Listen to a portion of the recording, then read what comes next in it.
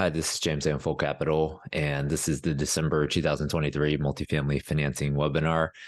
And the theme for this month is Santa has arrived. No, distress has arrived. And so we're going to get into it and what we're seeing out there in the market on the investing and financing side. So this is the way I feel a lot of deals in 2024 are going to go. The conversation is going to go.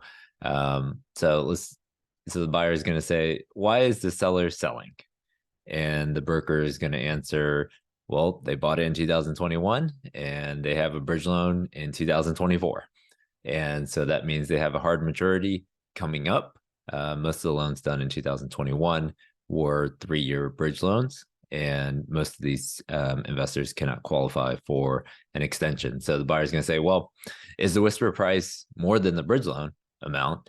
And the broker is going to say, yes, but not sure if offers are going to get there. And so majority of these deals, the value has come down.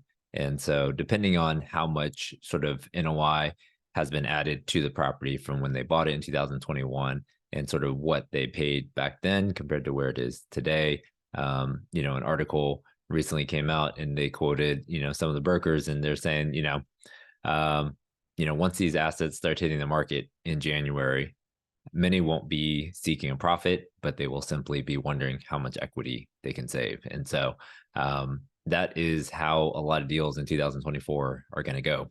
And so, we're starting to see some of these listings come out, and whether it's in Oklahoma City, whether it's in Lubbock, Waco, we're seeing deals where either an auction is set or, in the broker offering memorandum, they're saying, look, this is a distressed opportunity because of the debt or because of the occupancy of the property. And so we're starting to see these come out here in December. There are still deals to be had on straight loan assumptions. And so, it seems like this is, whether it's Fannie Mae, mostly Fannie Mae. A lot of the Freddie Mac loans are not, I would say it's shorter term. A lot of the Fannie Mae stuff that was done right around that, 3 to 4% are still attractive because they're, 10 to 12-year money. And so a lot of people still have loans that can be assumed and they still have 7 or 8 years left on the loan assumption. So we're still seeing those deals hit the market.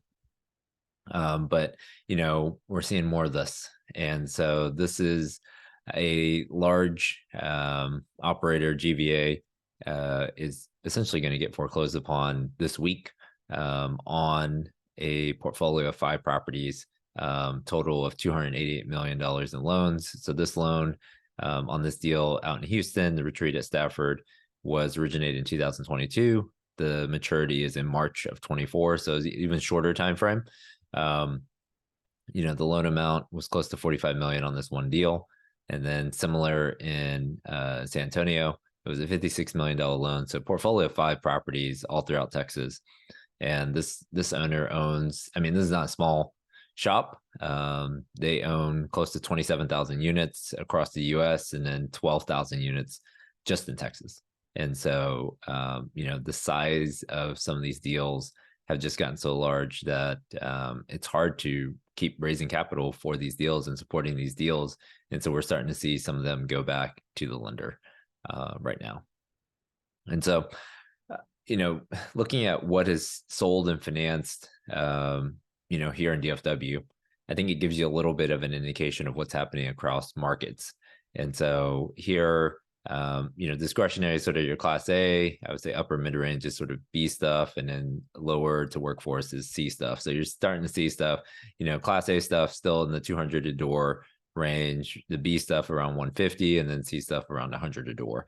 So it just gives you an idea of what's sort of trading out there. But a lot of these deals that we're going to go through, it's going to really be stabilized deals and not distressed right now. And so I would say you're probably still taking like a 10 to 15% discount to take on a distressed deals across A, B, and C here in DFW. So let's look at some of these deals. I just pulled up sort of the picture and sort of the type of debt that they used. to buy these deals. You can see, on this a lot of these larger deals, Class A deals, were loan assumptions. Two of them sort of non-recourse bridge, and then the more stabilized deals, Freddie Mac conventional. But let's go to the second page. So as you get into some of these deals and you understand the story behind them, so let's look at this deal. Heather Ridge, over 252 units in Arlington. You can see that the bridge loan that was done in 2021 was $31.4 million, and then the new loan done for the new buyer here just this last month, October 2023, was $25 million. And so this is sort of a resetting of the price, right? Because they maybe didn't lose all their equity on this, whoever bought it in 2021, but they lost the majority of their equity. And so we're going to see, if you look in the historical records, you had just seen loan amounts go up and up and up and up. And now we're seeing a resetting of these loan amounts because of the resetting of pricing. And so this is what we're going to continue to see. If you go to the next page, here's two deals, Tides at Valley Ranch and Woods Edge. You can look at the loan amount. So let's look at Tides at Valley Ranch. It was a $43 million loan, and now the new buyer is coming in at $31 million.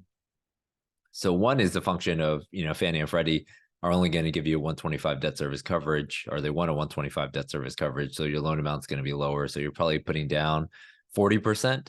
So that's a factor, but then it's also just the price. The price is different right now.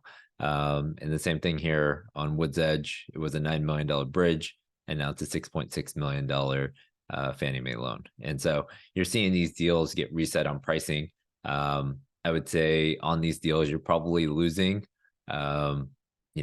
a good chunk of the equity on these transactions. And so, if you look at, these are deals that closed in the fourth quarter so far. So we're recording this sort of beginning of December 23. So we haven't not seen the December transactions come through, but across, let's see, this is about 20 deals, 3 of them being distressed. So it's not the entire market, but we're seeing the distress starting to show up. And especially when you see larger deals like this, this is a big operator to give up 5 properties of size that were, they were buying, Class B, A- stuff. And to see that go into foreclosure, we're going to start seeing this come through the market. And so I put together just like an Excel sheet that, I'll be going through and talking with the owners of a lot of these properties. But in terms of, maturities in 2024, 155,000 units in Texas. I just pulled the 4 major metros, and you can see that, in Austin, there's 36,000 units. In DFW, another 50,000 units. In Houston, close to 50,000 units. And so, if you want this list, send me an email and I can send it to you. And you can sort it by, the owner name, you can sort it by the lender, you can sort it by the city, and really start honing in on where these maturities are going to start showing up. And, if you need help with an upcoming loan maturity, I'm happy to take a look at the deal and figure out a way to extend these, because the last thing we want is for deals to have to go into foreclosure.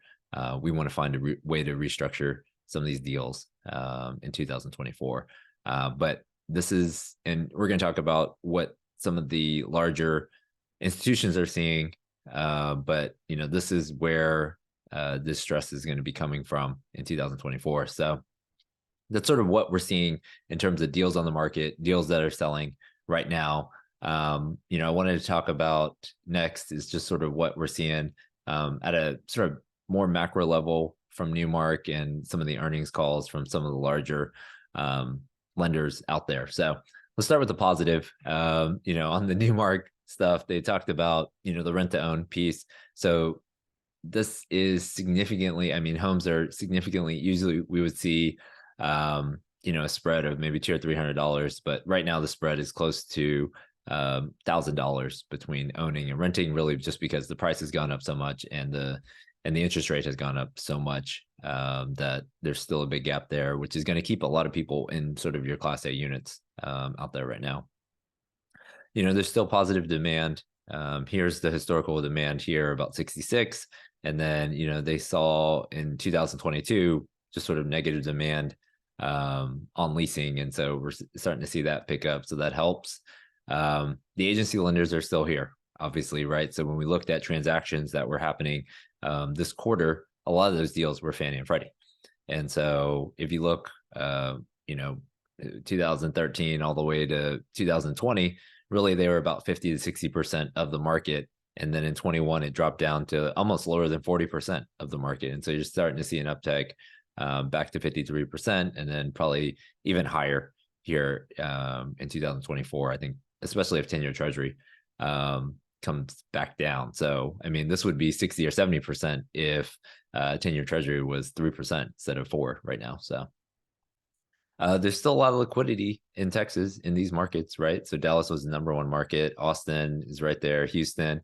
So a lot of deals are still getting done in 2023 in Texas across the board. And so, you're still seeing liquidity.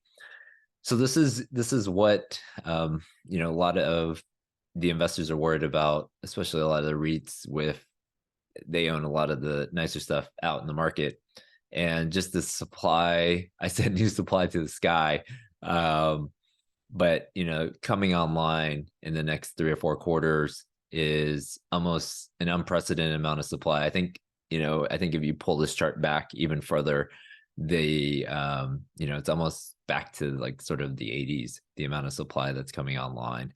And really it's a function of, 2 or 3 years ago when people were bidding on some of these deals, they couldn't buy a deal in 21. And so they said, well, instead of paying a high price, I will just develop it. And that worked well.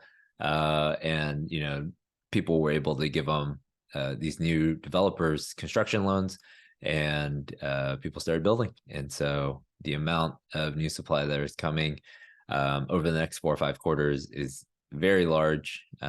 Almost everybody is waiting for this, second, third quarter of 2025 when it gets back to normal.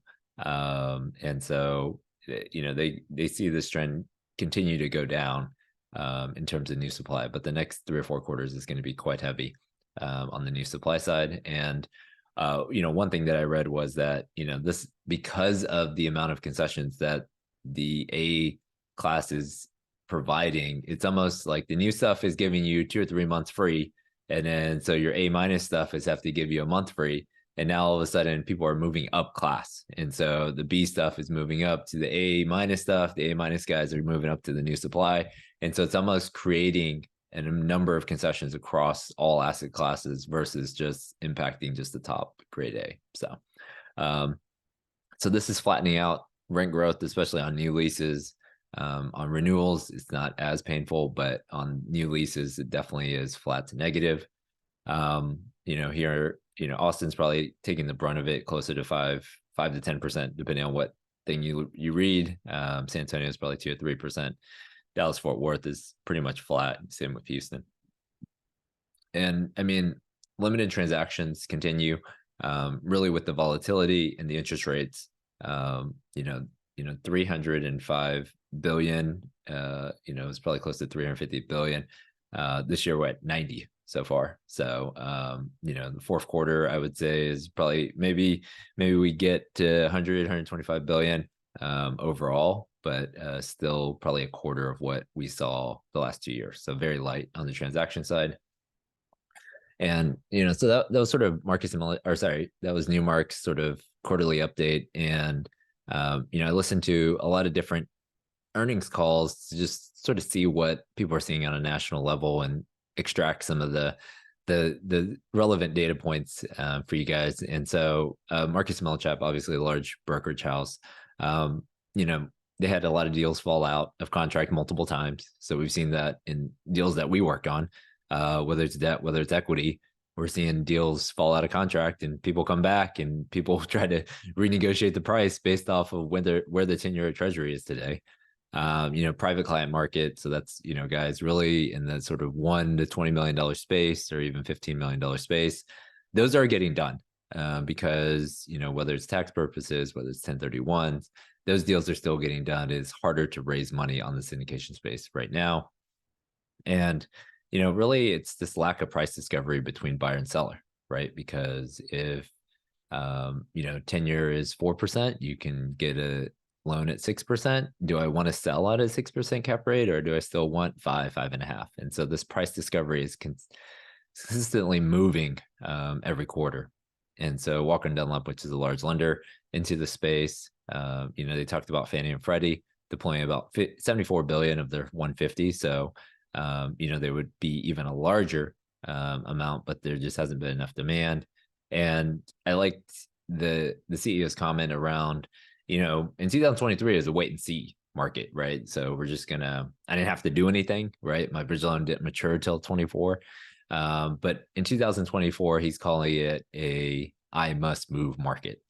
And so you're going to have to either recapitalize the deal, so bring in new capital, do a capital call, put in preferred equity, or you're going to have to sell this deal.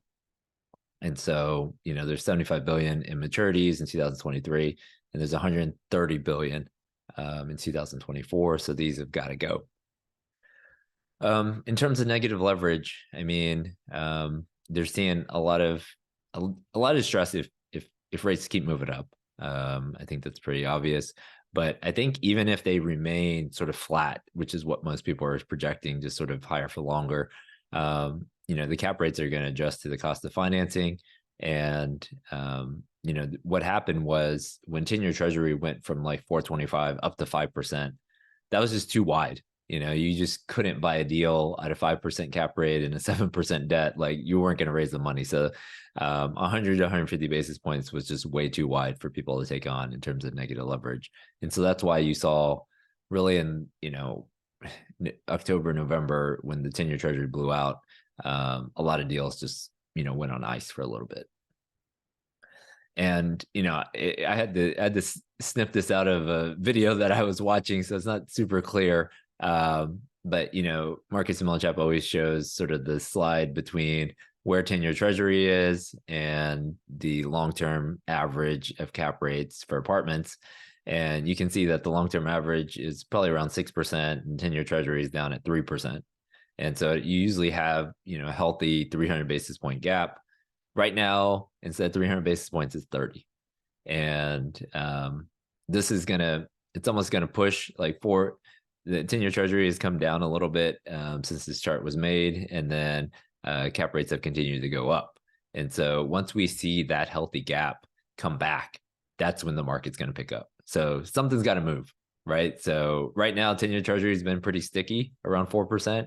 So that's pushed this cap rate up for deals that have traded closer to 6 probably versus this 5.2. So if you got a 6 and you got a 4, that's about 200 basis points. And that's where people will start transacting again, because what the 10-year treasury is a risk-free rate.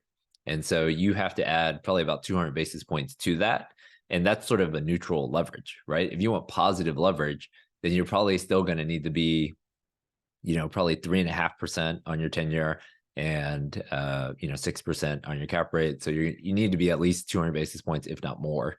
So that's why the long-term average is 300, right? Because people want to buy deals with positive leverage. And so until we see that, something's got to move.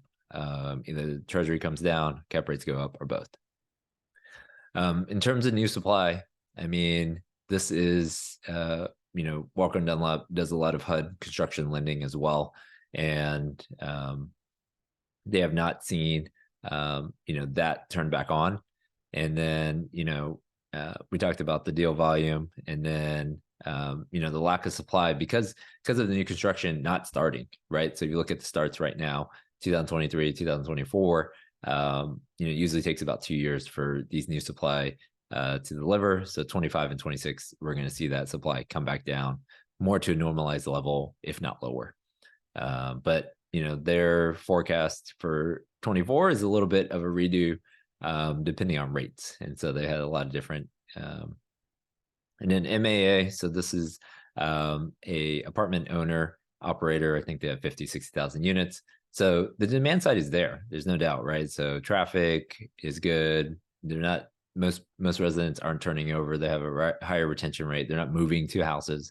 But then this high volume of deliveries is really pushing on their rent growth, especially new leases. But they're not seeing that sort of subside until end of 24, early 2025. And they're saying the leasing environment is going to be competitive for the next few quarters. And upward pressure on cap rates. So we saw that chart between the 10-year and cap rates. So there's going to keep pushing up on that. New lease rates are down, and then but they're also talking about, and this is something to think about in terms of merchant developers. So when you go and do a development deal, you are basically projecting out 2 years. You're usually on a construction loan, which is a floating rate, and then you have to either refinance that construction loan or sell the deal. And so when merchant developers are looking at the 10-year treasury and you see a 4.5 or 5% 10-year treasury, most people, you can't project a 5% residual cap rate anymore, right? So most people are going to have to buy that deal at a 6 or 6.5% cap rate. And so most of these guys are just getting more and more aggressive. So instead of just, in your pro forma for the developer, you had 1 month of concession, but it's not moving. The lease up's not happening as fast as you thought it was going to happen. And every month is expensive for these guys, right? So a lot of these guys are on floating rate. They're paying 8-9% on their construction loan. So they've got to go. So they're becoming more aggressive, and they're impacting just, the amount of concessions in the market. So I was down in Austin over Thanksgiving break, and, I drove by this one property and it looked like a Class B property, and they had a big sign that said 2 months free. And so, I think it's definitely impacting, the A space for sure, but then it's bleeding into the B space in terms of the amount of concessions that are happening in order to lease up some of these properties and keep the occupancy above 90-95%. Because if you can't be at 90%, you're not going to get agency loan. You're not going to be able to sell the deal. And so people are giving away the rate to get occupancy right now. All right. So I think, this is in terms of concessions, it can, they think the next few quarters are going to be the same as right now. And, a lot of this is, they're just trying to get stabilized as fast as possible. A lot of these developers, and just because they're not going to really be able to refinance the deal, and they're going to have to sell at a price that, is a lot lower. So that is opportunity for buyers out there in the next 12 months as well. All right, Bridge Investment Group. So they do a little bit of everything. They lend into the space, and then also, have a lot of a lot of debt out there as well. But, the labor market is strong right now. We'll see how long that lasts in terms of if there is a recession. But everyone's hoping for that soft landing. CPI is down, and then everybody feels that, pricing has reset, and they felt like this was an attractive entry point now based on today's pricing, right? So good basis. Debt's a little bit expensive, but good basis at which to invest in. So they're expecting 2024 to be an excellent vintage to invest in. They typically raise, debt and equity funds. All right. So, we talked a lot about sort of what different brokers, lenders, investors are seeing in the market today. Just going back to sort of where interest rates sit today. So you're still at, 5.25, 5.5 on SOFR. And, everybody out there has a couple of cuts built into 2024. The pricing on interest rate caps have sort of stabilized a little bit. We almost need that first cut, because I feel like after that first cut, these might go half of what it costs, right? So for you, you got a $10 million loan right now. To get a 1-year cap is 3% of the loan amount, which is pretty high for a lot of people. But 1% of the loan amount to get another year, it's not bad, right? So this is going to help a lot of people out there, and potentially allow people to kick the can a little bit on loan maturities that happen next year. Is, hey, instead of selling right now into a down market, let's just buy another cap and kick the can for 1 more year. 10-year treasury, I mean, so this is what we were talking about. I mean, when 10-year treasury ran up to 5%, I mean, that just freaking put every deal on ice. And so, towards the end of November, early December, we're closer to the 425, 430 range, and people feel a little bit better. We're still up 40 or 50 basis points from where we were.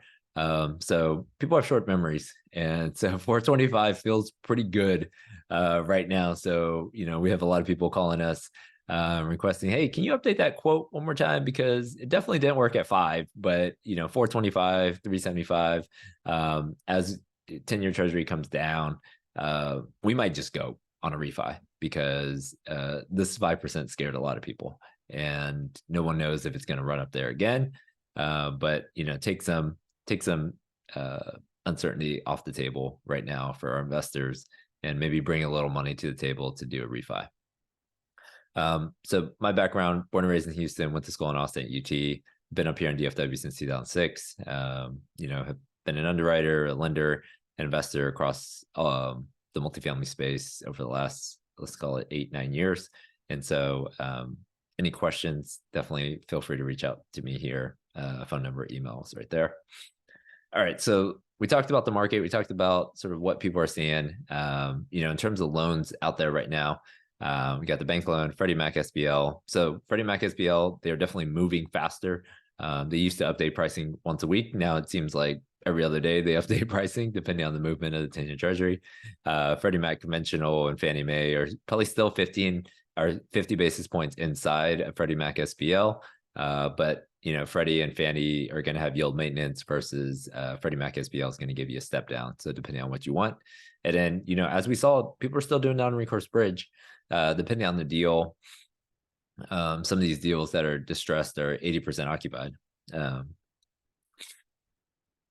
All right, so let's get into bank loans. So we're seeing this on a couple of deals. So for people who are looking at maybe new construction, maybe looking at a deal that is under 2 or 3 million, bank loans are usually the best option. Fannie and Freddie are quite expensive, sort of under that, 3, 4, 5 million. And this is going to be a lot faster. So if you're looking to close something, 30, 45 days, bank loan is going to be your option. We're seeing rates in the 8 to 9% range right now, and they're going to want you to bring some deposits as well on these deals. So Freddie Mac SBL, I mean, they went from, updating their rates every once in a while to like really updating rates.